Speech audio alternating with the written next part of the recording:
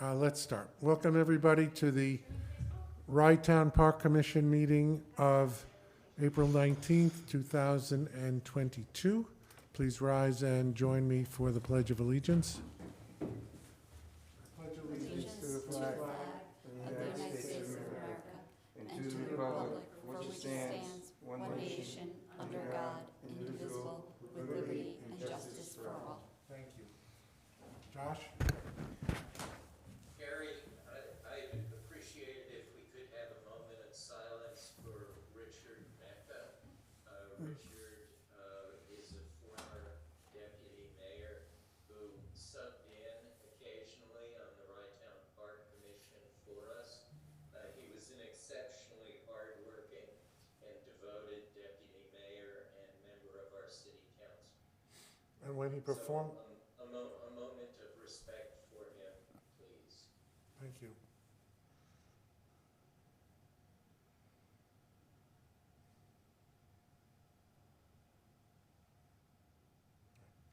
Thank you, everybody. When Richard sat in at our meetings, he was a very productive member of this commission as acting commissioner. Debbie, call the roll, please. Yes.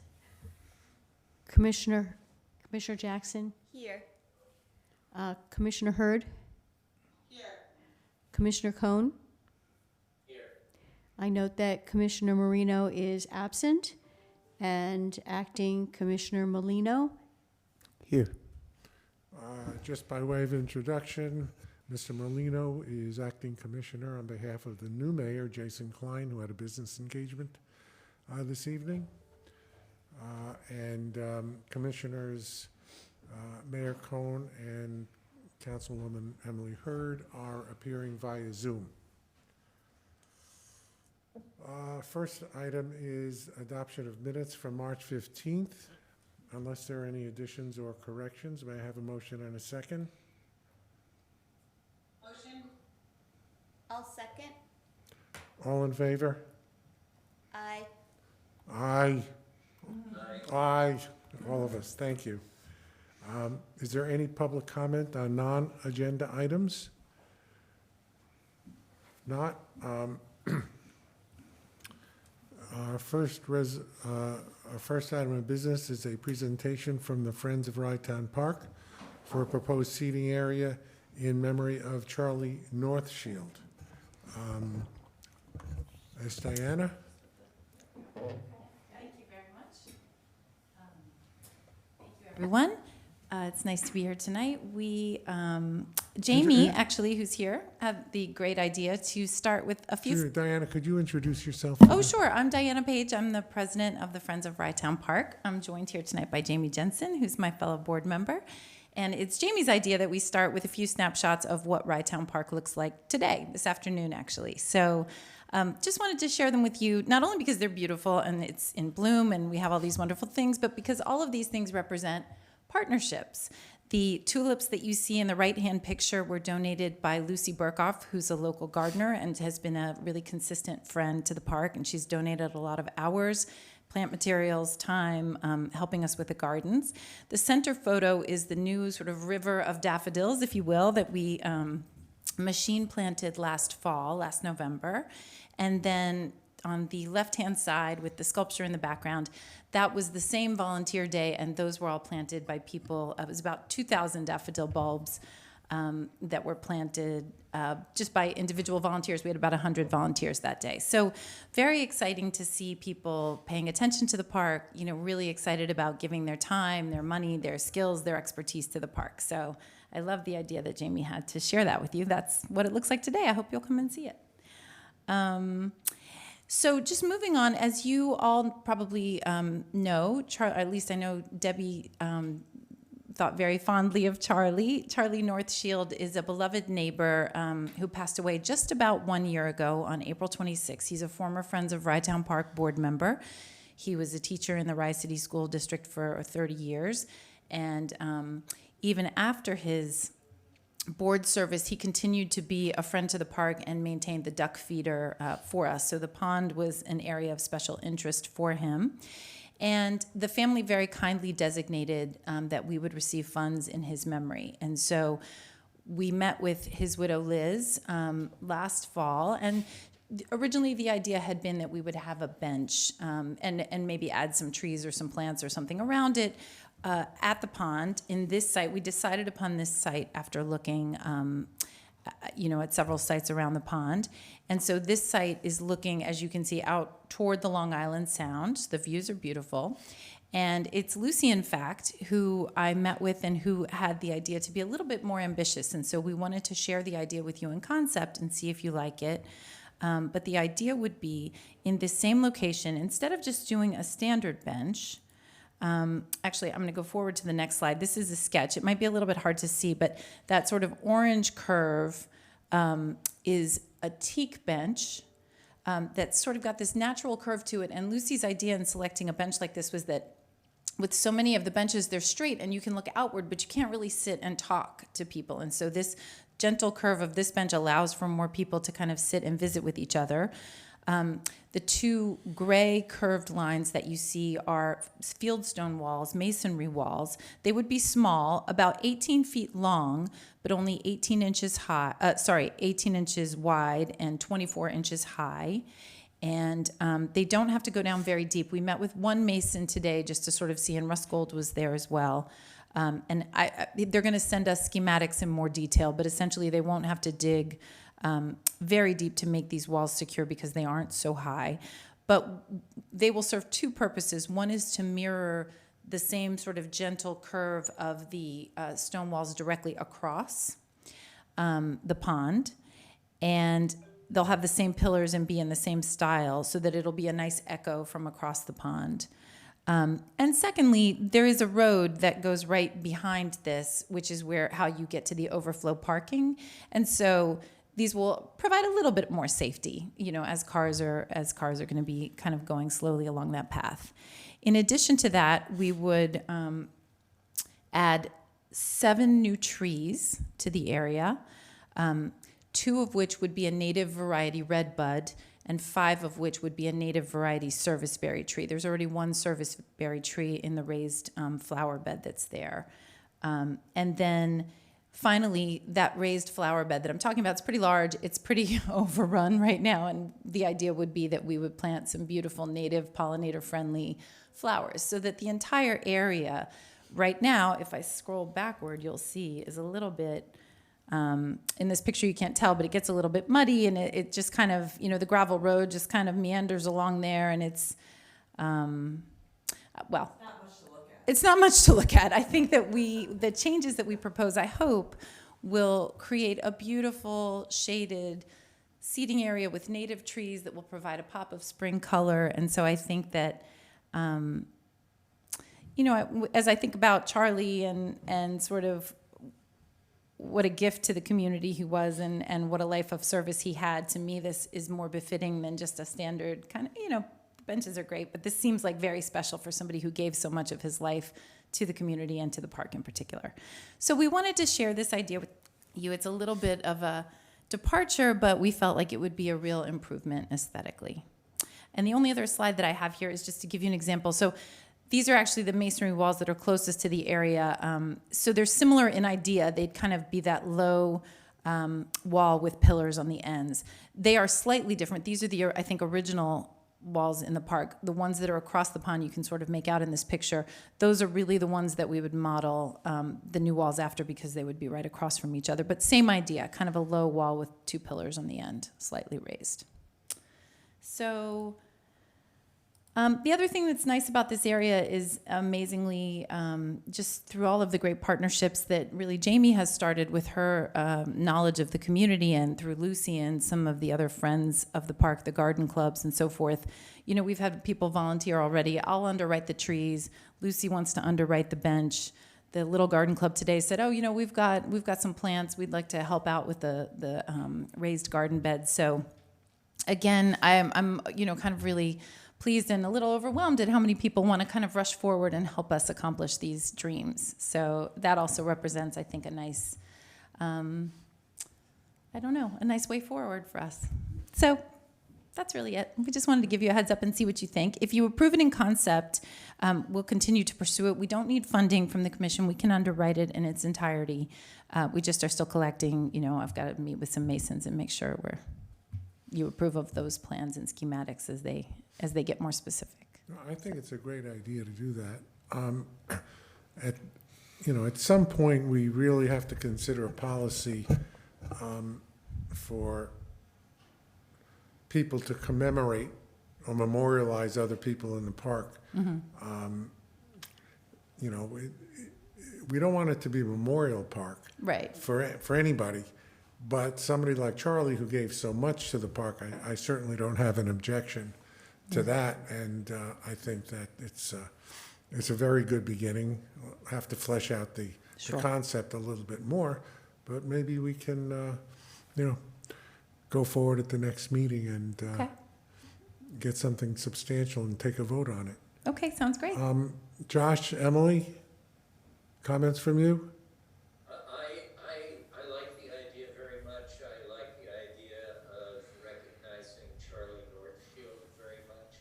Gary, I agree. I know of at least one, if not two other instances of in memoriams in the park, and we should have a policy so that we can figure out where we go with this. But I do like this project very much and look forward to seeing it pursued.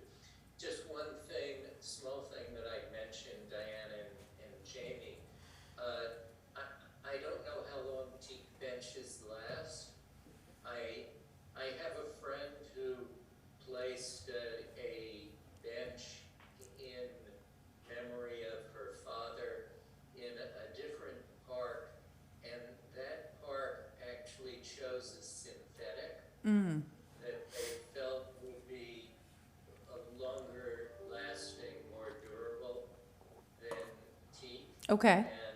And certainly teak is beautiful, and that it's available curved is wonderful, but perhaps there are synthetics that might both look good and last longer.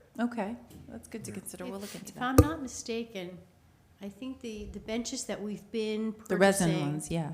are not wood. They actually are a synthetic. They seem to survive much better in a saltwater setting.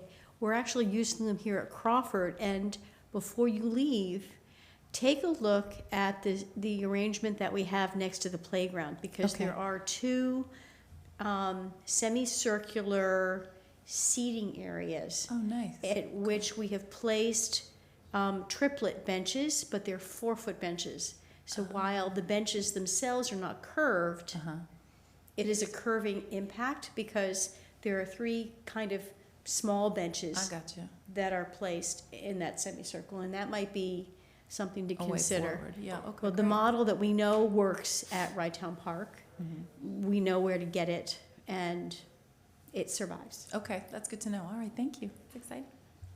I just want to say thank you to Diana and Jamie and Lucy and Rose and everybody else. I think it's beautiful. I think there's so many little corners of the park that, can you hear me okay? Yeah. Yeah, okay. That can be beautified, and this is so tasteful and discreet. And I think, this week has been a week of so much loss in the community, and I think to be able to keep those people close to us, through presence at the park is beautiful. So I am really excited about this. I do understand the concern about everybody wanting to be memorialized there, but certainly this, I think, is a beautiful tribute to somebody who contributed a lot to the park and the community. The only thing I wanted to say too, I'm sorry that I forgot, is that we selected the serviceberry and the redbud trees because of their low profile, so they won't grow to enormous heights and block, occlude the view toward the sound. We will maintain that view, which is, I know, going to be important to a lot of people. So just wanted to throw that in. I'm sorry. I just wanted to acknowledge you guys. I was at the park this weekend, and the Yay. daffodils were amazing. They were breathtaking. It looked like the yellow brick road almost Aw. through the park. So thank you guys so much. That was great. I think this is a wonderful idea, and I'm really excited to see it come to life. Thank you very much. The daffodils too, I have to say, I don't know if she's on, but Chris Duncan and the Little Garden Club of Rye really were the catalysts of that. And so we're grateful to them. Again, I'm so excited about all these partnerships and how people are rushing forward. They're loving the park. I hear a lot about it. People stop me today about the poems. They stopped me today about the daffodils. They're really enjoying it. So great. Okay. Wonderful. Sal? any Thank other- you. Great, Oh, I think it's a sorry. great idea. Okay, Good job. Thank you so much. Good. And I agree. I love when the community comes together. I mean, you have so many things going on, and this is one of them. And I was parked the other day, and I saw the poetry plaques and stuff. Stuff is really cool. So, thank you. Thank you again. Our next, the next one is a business discussion. A resolution to approve extended warranty for parts and software regarding the park equipment. Debbie, you want to just briefly say what this is about? Yeah, this, the expenditure for this is in the budget. We passed it already, but we're going to, it's a new contract. When we leased our parking kiosk equipment, we also purchased 2 years of warranty service. That ended, and so now it's time to renew. This is service that we absolutely need and value, and I recommend that the commission adopt this resolution. Thank you. I think enough said on that. Any other comments?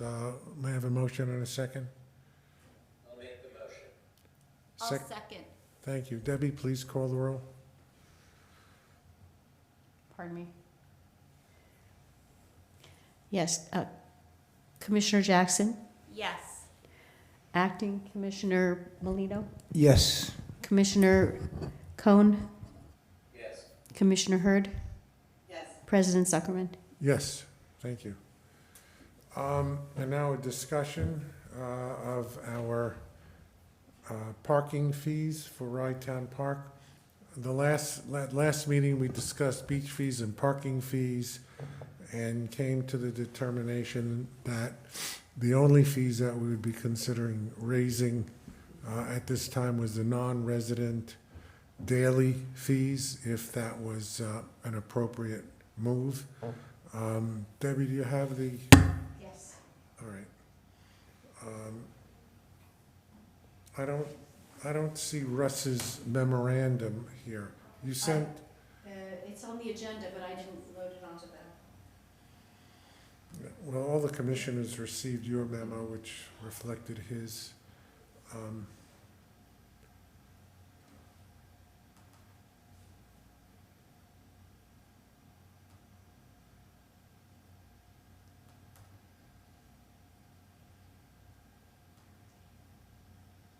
You know what, I do have the administrator's memorandum, which has the park director's recommendations.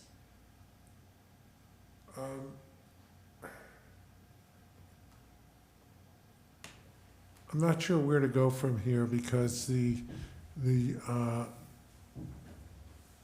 park director recommended against raising the non-resident fees. The plus to raising the non-resident fees would be that there would be more income to the park. And Debbie, did you sent out all of the to the commissioners the updated chart? The slides? No, I didn't. Can you put those up? Yep. So this is the current rates.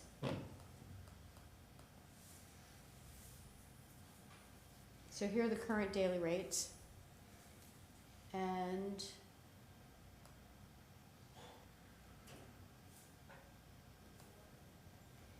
so we have 4 slides here.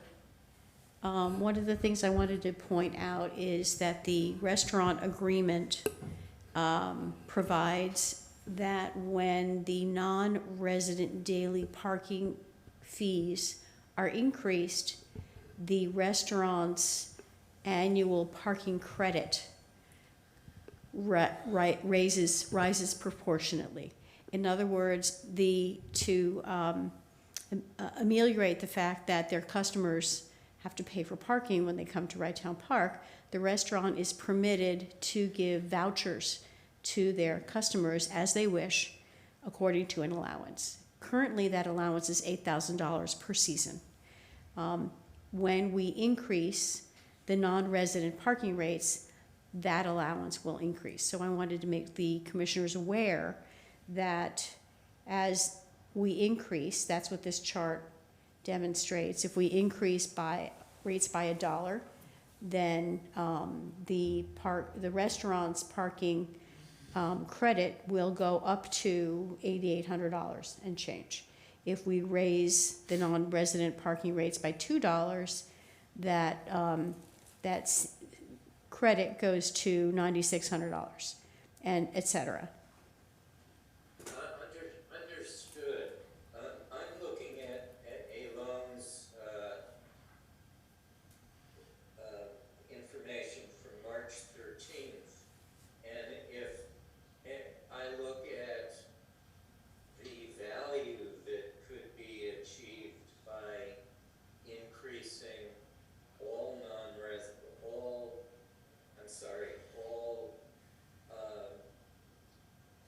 daily rates, and we don't know, I think, how much of this is non-resident versus resident, but the value in toto for a $5 raise, which is what I think we were considering, is $90,000. So I just offer that as an order of magnitude sort of comparison. Yes, there would be an increased credit to the restaurant, but we are talking about some tens of thousands of dollars in possibility. And I wouldn't like this to be the reason that we don't consider it further. Josh, let me interrupt 1 second. Debbie, do you have the on your screen? I asked Debbie to ask Elon to provide a chart, which is up on the screen now. The estimated revenue, it's up there. Weekday 2-hour parking pass currently is, if I read it correctly, is $39,000, and if you increase it by $5, it'll go up to $58,000.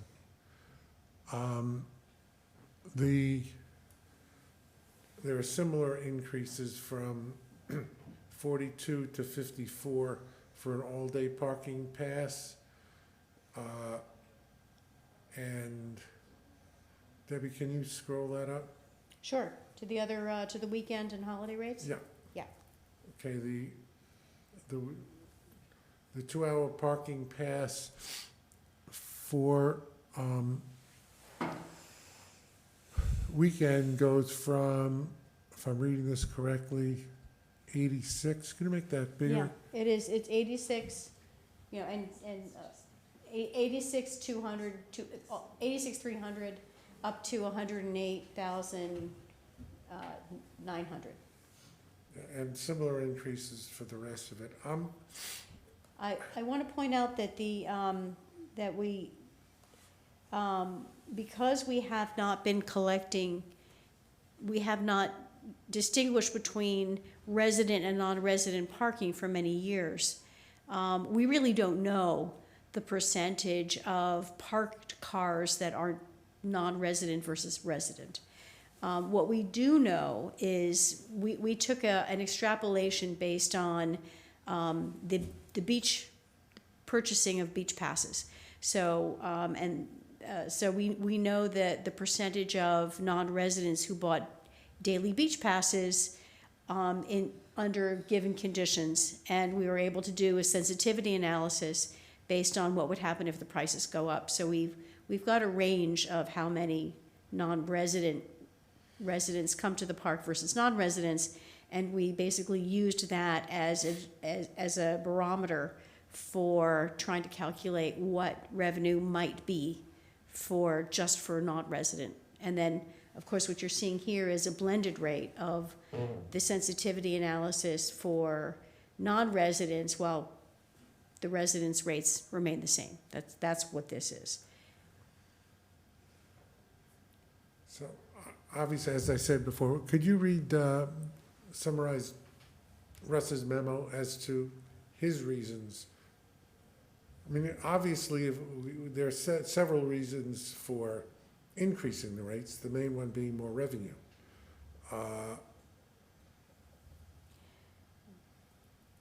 Russ? Can I just interject for 1 second? When as I understood the question posed to me, it was not to increase daily parking rates across the board. It was to, it was only to increase daily parking rates to non-residents. And that, again, and that's on that, that's how I comprised the memo. Okay, I had no idea that we were consider. I was not aware that increasing daily resident parking rates was even under consideration. Russ, you misunderstand. We're not considering raising resident parking rates. Only non-resident.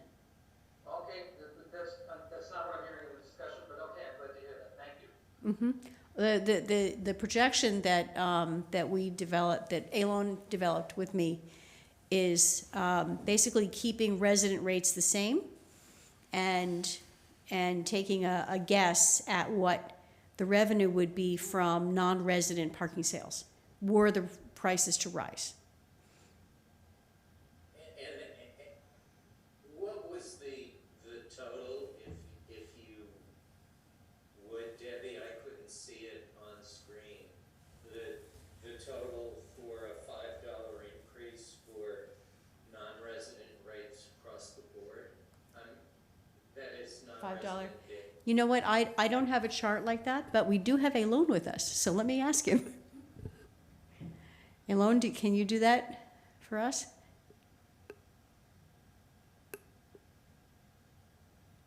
Elon, are you here? Yes, hi, I'm sorry. My internet connection just froze as Josh was asking a question. If you don't mind just giving me 1 minute, I will be able to tell you the total. You're looking for the total increased revenue for increasing $5 all the non-resident rates? The non-resident daily rates. Okay. Perfect rates.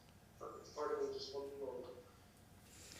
So I think that although I think Russ can easily and speak for himself quite well, his concerns were, one, that an increase in the non-resident parking rates will have a hit on the restaurant revenue and discourage customers from patronizing the restaurant. In addition to, it will complicate the park staff support as people start to try to manage paying the change in the fee.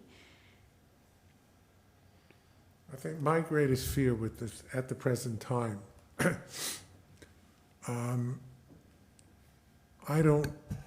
we already have substantially higher non-resident rates for permits and beach. And to do this, I think that we're going to be looked at as being anti-visitor to the beach when we're trying to encourage visitors. And I'm not certain that we're going to get all that much revenue, because I'm afraid that we're going to have a decrease in the number of non-residents attending the beach, which will affect not only the restaurant but our overall line. It may go up, but I don't know that it's going to go up as much as projected. We just don't know, frankly. Can we hear the number, Gary? Pardon me? The number from Yeah, I mean, I know that the number is high, he's projecting a high number. I think he's raising his hand. Jump right in, Yes, Elon. sorry, it would be about $54,000 based on the new revised revenues. And do you have any sense of what our customer sensitivity is to a $5 increase? Well, it would definitely, obviously, lower the number of unit sales, especially for non-residents. I believe the memo, hold on one second. My memo had outlined, it showed both for resident and non-resident. I'd be able to answer you on a separate email if that's okay on the exact unit sales. But I think the revenue, the estimated revenue kind of serves as a pretty good proxy for how that changes. You get basically what Debbie had said, which was about 80% using the beach sales. 80% of the unit sales are non-resident, and you could essentially take it from there. But I'd be happy to answer you in a separate email with the exact numbers. Yeah, I'd like to understand that better. $54,000 is really a good chunk of change for the park, and I think we need to think carefully about whether we are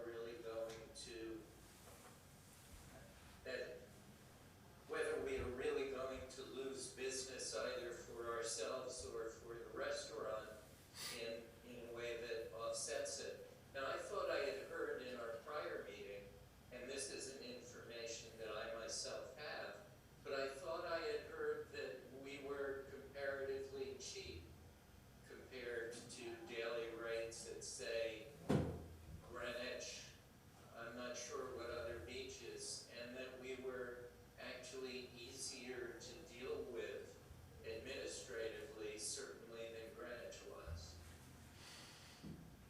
I don't know who offered that information at the last meeting, but I do remember it being said. I don't know if, You're talking about Todd's point and the difficulty getting a parking permit. yeah, Emily is right. The difficulty at Todd's point is you can't just go to the beach. You have to go during the week to get a special pass and get up there. They make it very, very difficult. So yes, we are much easier. As far as the comparative rates, I don't know. I think that we are, Elon would know that. I think nothing is as expensive as Greenwich, but Yeah, we did a study a couple of years ago where we did an environmental scan, and I think we were right in the center, and we placed ourselves there. yeah, I'd be happy to offer a little more information on that. Debbie's correct. We were about in the middle.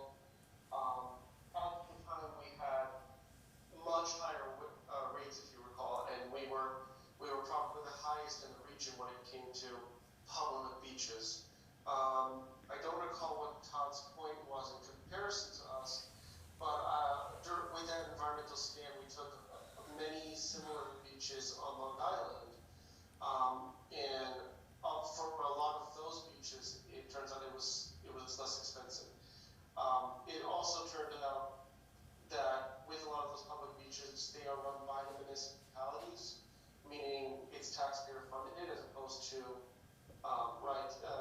Right Town Park and Beach, which is not on the forefront paid for by taxpayers only if there's a deficit. So it's two different models.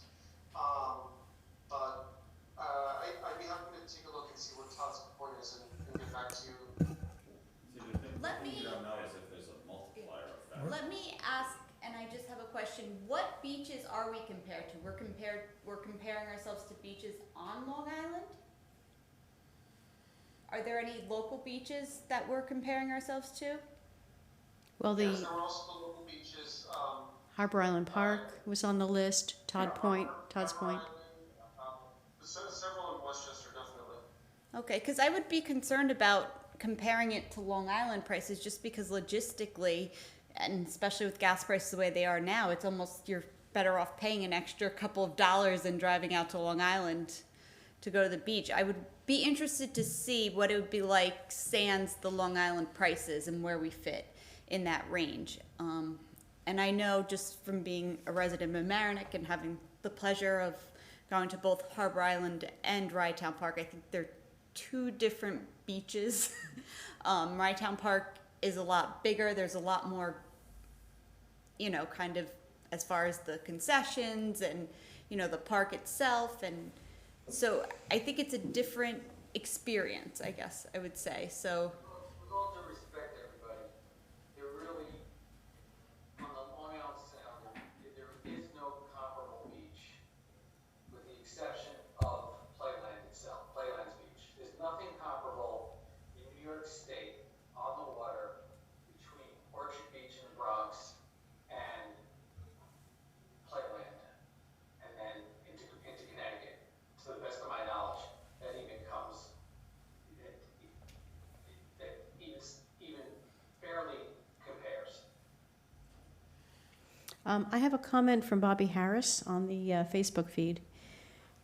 He said, for your information, our sales projections won't remain the same if non-resident parking costs increase.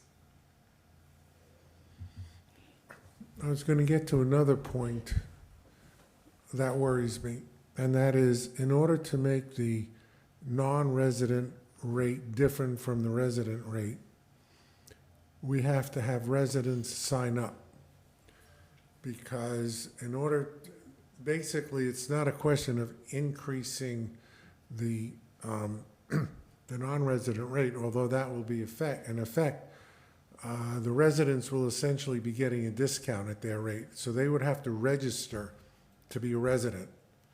And if they don't register as being a resident, they're going to get charged the non-resident rate.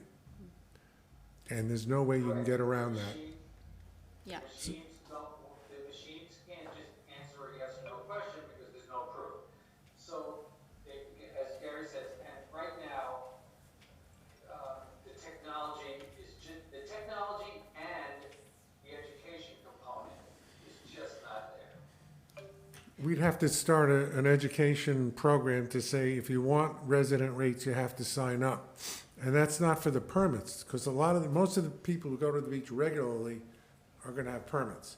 The ones, and that's all taken care of. The ones who are the daily users will be not as regular users, and they may not want to go through the process of signing up and giving their address and all of that to get a lower daily rate. So that's something that we really need to take into account. That was the experience that we had with people from Portchester. We had very, very few people from Portchester who opened up resident accounts for the daily fees. So there you have it. I think the parking may be a little bit difficult to navigate through and increasing. My concern is just making sure that our residents have a reasonable fare, cost to go to the beach. The thing is, Lindsay, is that if they don't sign up, they're going to be paying the non-resident rate, which Correct. the obverse is that will make us more money because the residents will be paying the non-resident rate. So Correct. that would even bring more money in. And I would concede the parking because when you look at the income or what the profit margin, that the increased income from the new parking fees, you're looking at, as Mr. Harris pointed out, a reduced revenue from the restaurant. So that would also have an impact on us as well. And we've been doing this for the last couple of years. It's easy for us to charge different rates, resident versus non-resident, for beach access because people just have to show proof of residency and then they get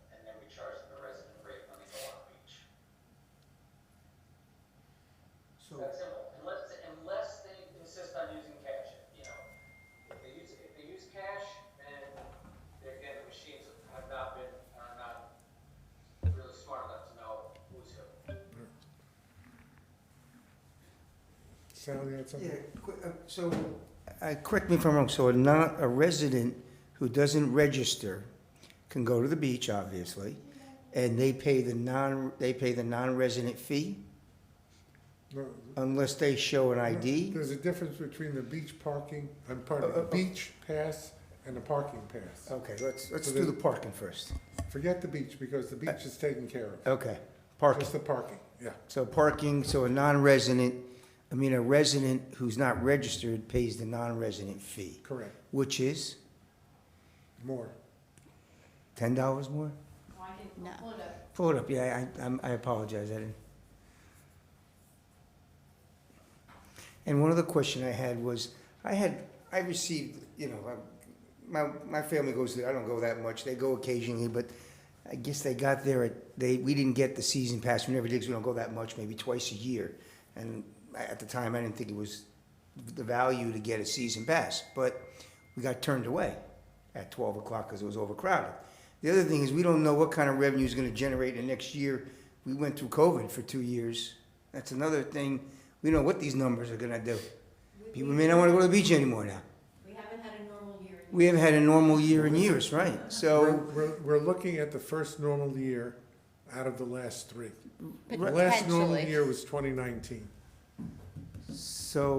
you look at it and you got to say, maybe it should just stay for 1 year just to see how things go. I mean, I don't know what kind of financial situation Park's in. They're That's. in the that- black, and that are we would- here to make money, or are we here just to keep it going? That would be my suggestion, is to keep it this way, the way we have it for 1 more year, and see how it goes. Right, and see what happens. I don't know that we're prepared to vote tonight on a definite number. We can have this discussion again next month. Even though the rates start May 1st, we could start with these rates. We're not dealing with the permit rates, so we could always change the daily rates. We could change the daily rates in July if we want.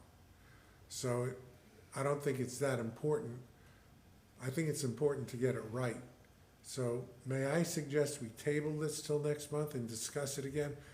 My feeling is exactly what Sal's is that we should let it go for 1 year and see how it works on a normal year and what the revenue is. Then we'll have a basis to make a determination next year for the fees. And that will obviously impact both the permit fees and the daily fees. We'll have hopefully a normal summer with normal weather, and we'll see how it goes. I'd like to hear what a loan, the supplementary information that a loan can offer. All right. And let's see if it's worth a discussion. All right, that's He's, fair. he's pulled up the environmental scan that we did a couple years ago, so he's ready with that. Ilona, you ready with that? Yes, I'm sharing it right now, so you should be able to see it on your screen. Yep, there we are. One second, let me get actually full screen.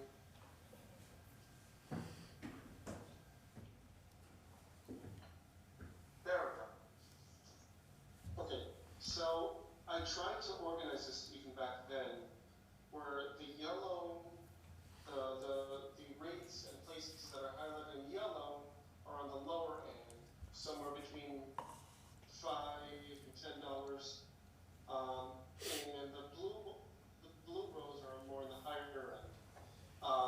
And if you recall, this was a discussion, at the point in which we had this discussion, we still had the higher rates, which is why the Ragtown Park and Beach 2019 rates, second from the bottom, are in blue and they're higher. Subsequently, we lowered all the rates, and which is why it's now yellow. But this is a pretty good example. There are parks from Westchester. We have the 2 parks from Connecticut on here, Town of Greenwich and Town of Fairfield.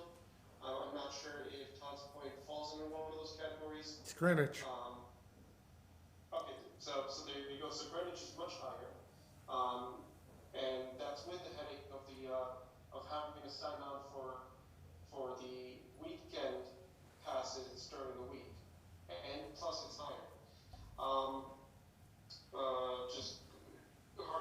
to one of the points that were made.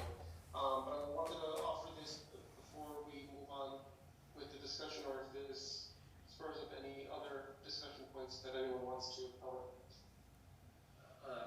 Yes, just looking at this alone, so I'm looking at Rytown Park and Beach 2019, and is that $15 for, that's $15 for what? Residents, And that's for, Residents.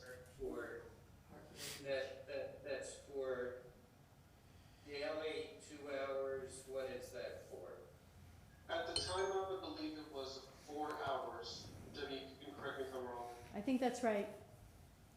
Yeah, so it was, the maximum we had was the 4-hour rate. We didn't even have an all-day rate, I don't think. Alone, Okay, so I'm just looking at the numbers. Are these numbers from what year? Are these 2022 numbers? Are they 2021 numbers? Are they The- 19, It's the, 19. 2019? the top yellow is 2018.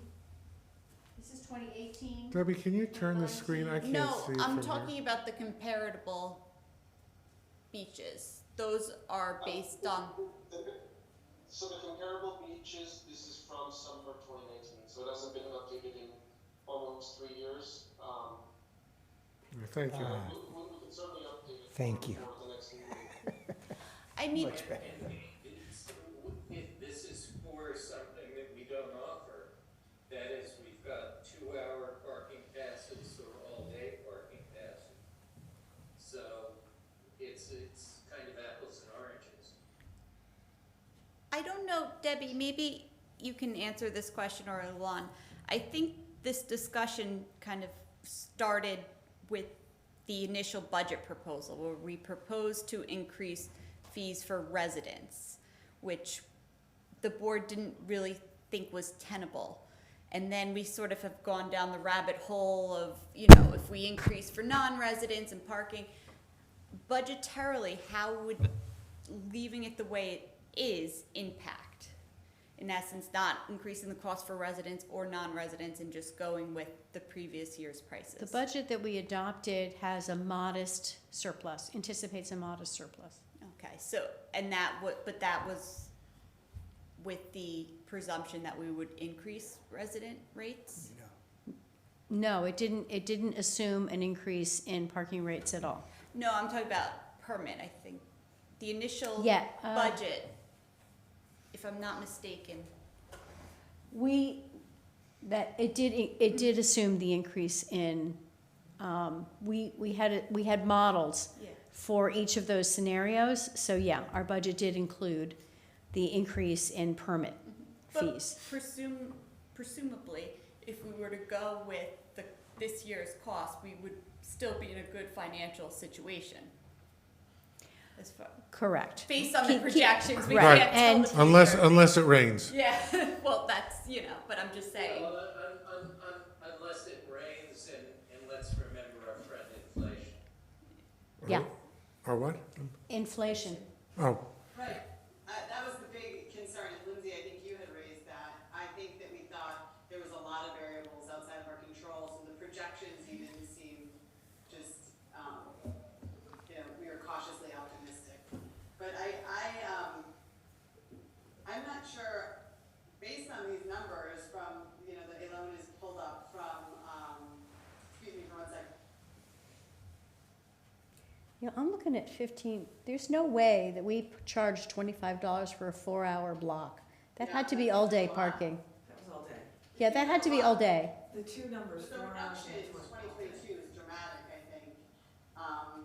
So, I don't know where everybody is, but I am totally on board with the incremental increase this year. You know what it was? I remember now. It wasn't 4 hours. At the time, the park was actually charging based on what time you're entering. That's what it was. Say it again, we were charging what? At the time, the park was charging based on what time you're entering. So there was a fee before, I believe, 4 p.m. to 7 p.m., after 7 p.m., morning to 1 p.m. or something like Yeah, I remember because what we had was, when the rates went down, we had a bum's rush to the beach, if you'll recall, for people taking advantage of the lower rates. Correct. Yeah, like I said, my biggest concern, or I guess issue, would be just making sure that the cost is tenable for our residents first and foremost. So before we look at increasing costs for residents, to just examine increasing costs for non-residents. As I say, the Yeah. big problem is gonna be differentiating between the residents and the non-residents when the residents don't sign up for the And- resident rate. And I think given that I can see that the parking would be difficult, and I also acknowledge that, there is a significantly higher non-resident rates currently with this year's model, or following last year's model. We are there to a certain extent. What is the existing difference on an all-day weekend rate between resident and non-resident? Because I can't read that chart from. Well, if it's parking, there is no difference. No, correct. Okay. I fall into that trap with the beach permits, I'm sorry. Like I did. Gary, can we think this through and pick it up next time? Yeah. I think that's a good idea. I think what we need to do is come to a consensus as to where it should be. And by the way, we don't have to raise all of the rates equally. Or, we could just see what happens if we raise one rate. Although that doesn't change the problem of resident, non-resident, but then we would have a basis the following year. Let's say we just raised the weekend rate for non-residents. And then we could see what happens with the following year and what the difference is with the weekday, which wasn't raised, and the weekend, which was raised. I mean, that's one thing we could do.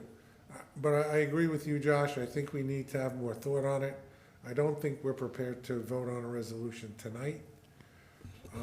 So the rates will stay in effect for May 1st. We'll have a meeting in May and see what we want to do at that time. Is that okay? Is that acceptable? We table this? When we voted 2 months ago to adopt the permit fees, did we also adopt the daily rates? Yes. Okay, Yes. so those are in place already. Okay. So if someone registers now, they get past year's rates? There's no registration for the daily. They're the same. They Okay. can buy a permit. Permit. The permits are resident, non-resident. Right. The Parking parking is one rate right now and will be so for May. up until May, until you decide. Right, we could say non-resident, if we decide to go forward, we could say non-resident rates go into effect June 1st or July 1st. So is it open to buy parking passes now? Oh, yeah, And you would buy them at what rate? The current rate? it's the season, you would buy season permits now. Okay, Daily parking, it doesn't start until May 1st, okay. and You that's buy a pay as you go. Right. That, as Debbie says, that's pay as you go, you don't get a permit. Oh, okay, I'm sorry. Gary mentioned something that kind of caught my ear, that we can change the rates even in the middle of the summer. So if we were to leave everything the way it is and take a look at what our numbers are, what our expenses are, I think that would be a lot more effective That's moving fair. forward. That's fair. We're not dealing with permits, where people, you don't want to be in a position where you sell a permit now for the season, and then you say, well, we're gonna lower the rates, and the people who paid more say, what about me? Yeah, Right? Can't do that. Okay, but you're dealing in daily parking. We could change the daily parking, for example, before July 1st. You're dealing with daily parking, and if it doesn't work, we could raise it up again. You need a very key piece of data, which you kind of glossed over initially when you started this conversation, and that's the multiplier effect of what a park goer spends once they get into the park.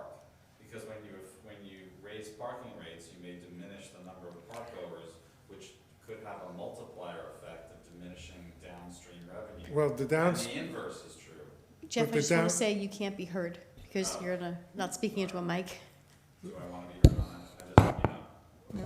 heard on that? Just to reiterate quickly, Gary, there's one piece of data that I think we're missing, and it's probably fairly easily obtainable, and that's the multiplier effect of a park patron going to the park and what they spend once they're in the park. So if you raise the parking fees and diminish the number of park goers, then you're affecting downstream revenue. And it could be the inverse if if the parking fees are liberalized in some way, then you have more park goers, and then you have more park goers buying things in the park.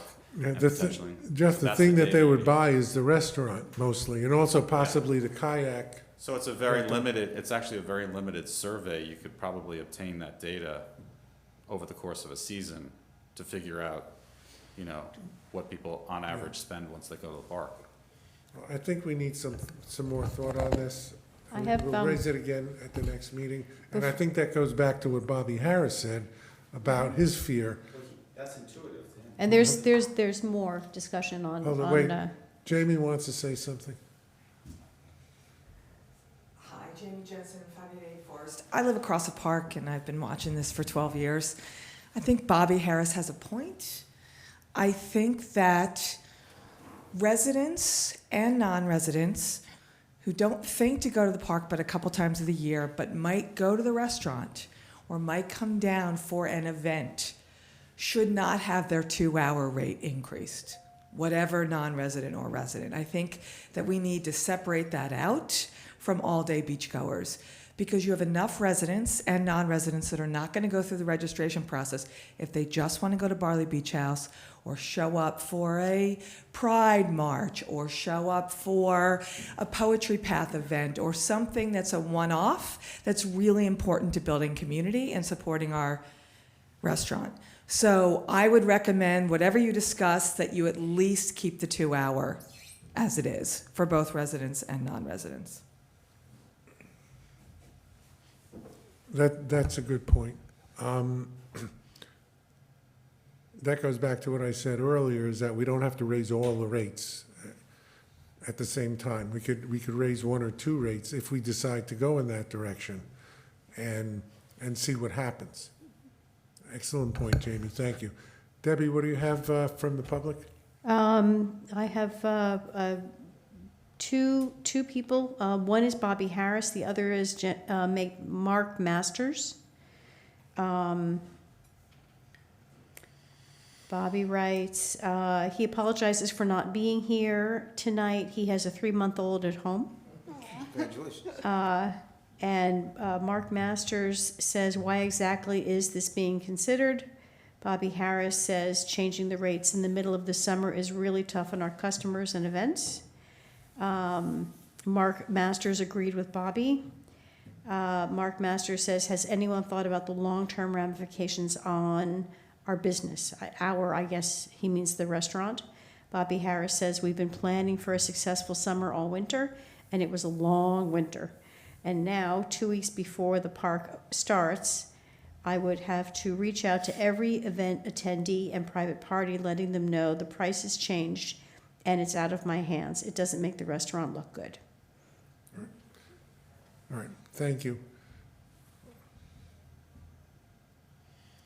I think we've beaten this to death tonight. In answer to Mr. Masters' question, why are we considering it, is because we discuss things. The fact that we discuss them doesn't necessarily mean we're going to take action on them at a time, but I think we owe it to ourselves and the community to discuss all of these issues and bring them out and get the viewpoints of all of the commissioners and get the viewpoints of the members of the public who choose to share them, so that we can make the best decisions possible under the circumstances.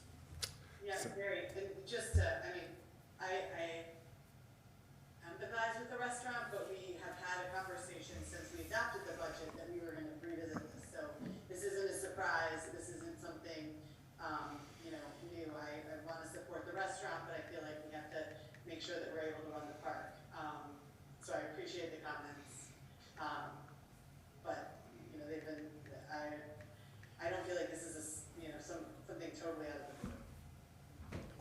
Thanks, Emily. Moving on, we have the management report. I'm sure everybody has read studiously. One irritating factor for me, and it's been an irritating factor for the commission, the ticket booth stucco is scheduled to be started this week. So hopefully that will be in fact done. I'd like to discuss the upcoming park events. On April 23rd, we have the community cleanup and organic compost giveaway. And I'm really proud to announce this event. We have, the town and City of Rye have partnered to purchase compost and distribute it without charge to the residents of the City of Rye and the town of Rye, which means Rybrook, Portchester, and Rye Neck, free of charge to make their plants nice. And if we don't use, if the residents don't take all of the compost, then we will use it in the park. So hopefully that message will get out. There was an ad last week in the Westmore News. I've asked the Village of Rybrook to communicate it through their system. I think, Debbie, you spoke to Portchester about it? I've sent it to, I spoke to Mamaroneck about it, and I've sent it to Portchester Good. and Rybrook, and Good. the City of Rye also. Good. So hopefully that will be a very successful event. Debbie, you want to go over the other ones? Yeah, I understand that May 1st is Daffodil Day. Is that right, Jamie? Okay, and I don't know what Daffodil Day will entail, but I'm looking forward to it. And our annual community conversation will be held on Saturday morning, May 21st, starting at 10 a.m. until noon in the pavilion. And on June 4th, we will have our now annual Pride Month celebration with the unveiling of a new mural that will be painted by Rye Pride and the young people of our community. And that mural will once again travel around to many local venues. And we will raise the flag, and other details have yet to be developed, but that will be June 4th. And on April 23rd, again, the compost is part of the planting and cleanup. That's correct? Correct. Yes, and we have sites in Rye Town at Crawford Park. Portchester is downtown in the waterfront. Rybrook Senior Center, Mamaroneck's Columbus Park, and of course Rye Town Park. So, and we have a beautiful poster. You want to put the poster up, Debbie? Can you do that? I could do it as soon as I can unlock the computer. Stephanie? Thank you.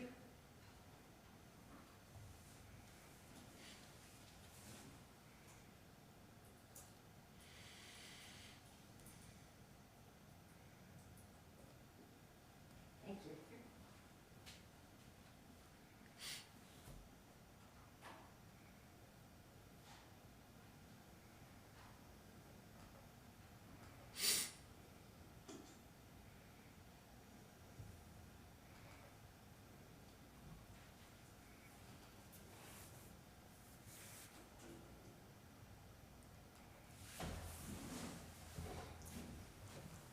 While Debbie's doing that, Jamie Jensen, 588 Forest Avenue again. The only thing I know about Daffodil Day, but I wanted to make sure it got out there for the random few that might be listening. That is a Little Garden Club of Rye, which is a new partner with the park, and they really deserve the shout out. My understanding is they will have activities for elementary school children. They will be celebrating daffodils. I think there'll be coloring books, and I think there might be a scavenger hunt. But I don't have all the details, but I think you should look out for information from the Little Garden Club.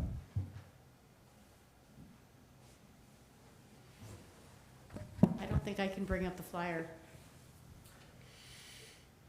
How come I can get it on mine? I can't send it to you, huh? It is on the agenda, and I've got the agenda, but it doesn't seem to be live. Try it again. Gary, I'm sorry, I need to exit. I know, Josh. Thank you very much. Much appreciated. Thanks, everyone. Okay, bye-bye. No, it's not working. I will, let me try quickly get into the town website.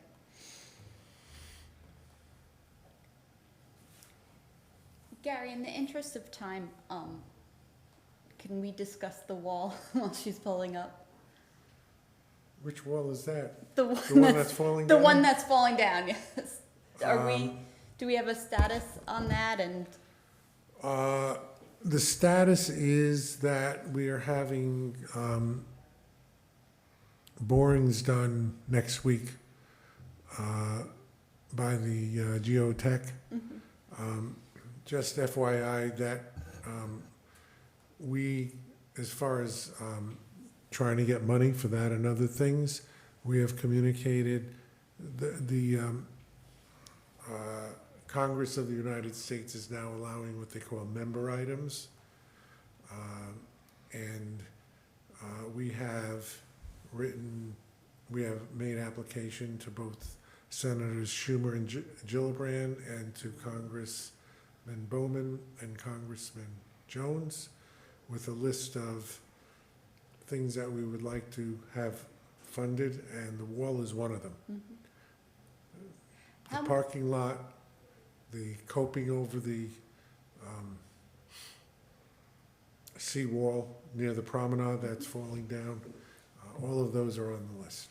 And just as a point of interest, and I hate to harp on this whole parking discussion, but do you know how many parking spots we have blocked off? I think they're about We 10. have about 10.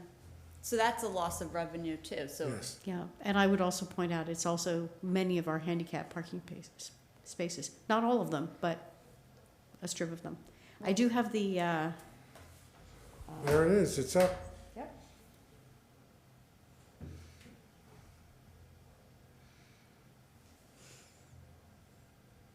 I don't recall, Gary, when you were talking about the cleanup events, did you mention the native plant talk afterward I at the did not. Portchester Rybrook Library? I did not. So there will be a speaker at Portchester Rybrook Library directly following our cleanup activities. So the cleanup is from 9 to 11, followed by Lori Fontanez, who will be speaking about native plants. She is known as a Healthy Yards advocate.